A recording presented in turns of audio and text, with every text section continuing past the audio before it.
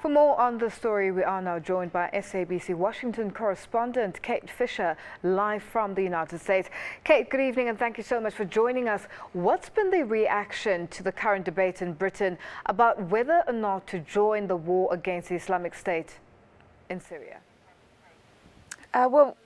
Indeed, we're still waiting for official White House reaction to whatever that result is. I'm sure the president is watching things in London very carefully, but I don't imagine he will say anything official until we have the results of that vote through.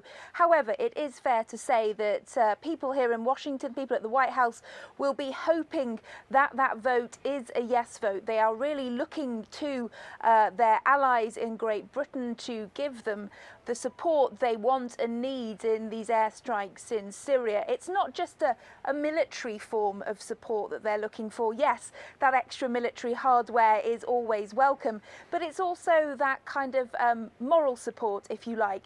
They want to broaden this coalition. They want to make it as strong as possible. President Obama and President Hollande, both of France, both saying that the more countries and the more support they have, the stronger they are, and the more they believe they will be able to make some kind of significant difference in the fight against the so-called Islamic State. So the White House will be watching very carefully events in London, hoping that that special relationship between the UK and the US can continue as they would hope, and hoping that they will be joining those airstrikes in Syria in the next few days.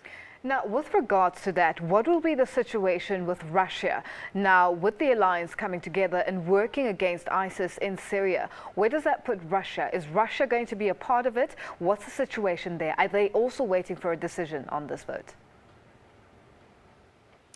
Well, the big thing with Russia is that the Americans certainly say, President Obama says he welcomes any input in his coalition that he's leading in the fight against Islamic State, and he would welcome Russia's input in that. They have considerable military strength. His concern is that Russia's intentions in Syria are not the same as the American-led coalitions. He believes that Russia is in Syria to try to support forces trying to support President Bashar al-Assad and combat the forces who are rebelling against him. And he believes that President Assad is part of the problem and needs to be removed, whereas Vladimir Putin believes President Assad is part of the solution.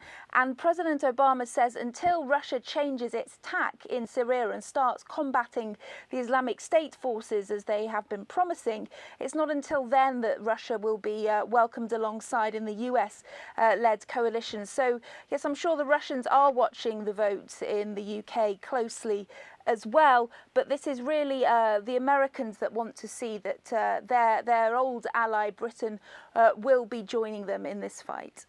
Now, Kate, let's speak to the amount of time that it's taking for this vote to take place. It's been 10 and a half hours and the debate is continuing. We don't know when it's going to end. We don't know when the decision is going to come through.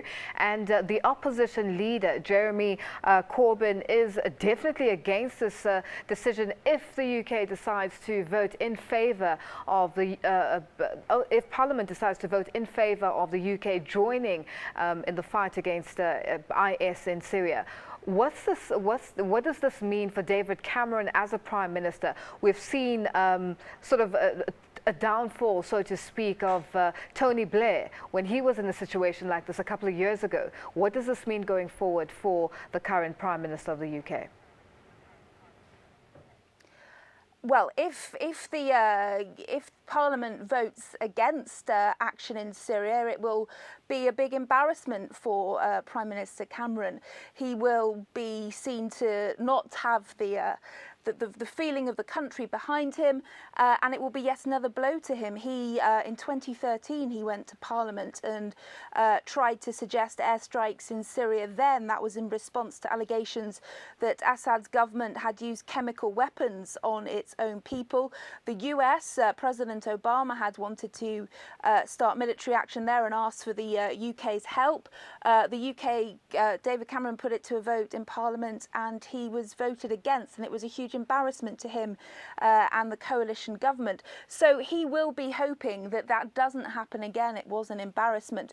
However, it also has implications for the Labour Party, as you say. Jeremy Corbyn, a very controversial leader in that there are many people who believe he is destroying the Labour Party by not showing, by giving this free vote so that his party members can do as they like. And there are lots of Labour MPs who actually agree that airstrikes should go ahead, and so there is deep divisions within the Labour Party. So certainly the response, the result of this vote tonight in London will have big implications, not just for the US-led coalition in Syria, but also for domestic British politics. Kate, let's change focus now and speak about the issue in Cameroon. Cameroon has reported that the government troops have killed about 100 Boko Haram Islamists, and there's been reports of about 900 people killed, I think, as well. Now, what's the situation there? Can you give us details exactly of what's happened and the reaction from the US, if any, at this point in time?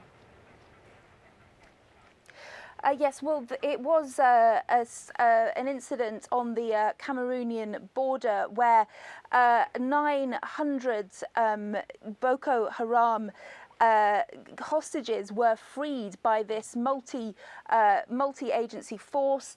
And apparently they also managed to kill 100 Boko Haram militants. Those are figures that have been given by the military involved.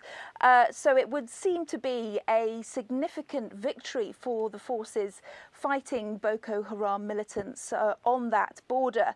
Reaction here in Washington, we haven't yet heard from the State Department, the US State Department, who would usually comment on these things. Their briefing is taking place as I speak to you now, their daily afternoon briefing, where we do expect to have some kind of reaction. But I think it is fair to say that they will be pleased with this. It was in October that the US government, President Obama, made an announcement that he was deploying initially 90 US troops to Cameroon to help in the fight against Boko Haram, and that would increase to 300 in total.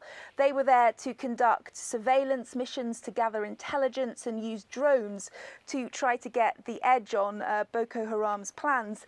And although we've not heard whether it was anything to do with that intelligence that had been gathered by US troops, it certainly is perhaps notable and timely that this result has happened since those surveillance troops were deployed to Cameroon. And it may well be that we get more information about whether there was any US involvement in that during the State Department briefing this afternoon.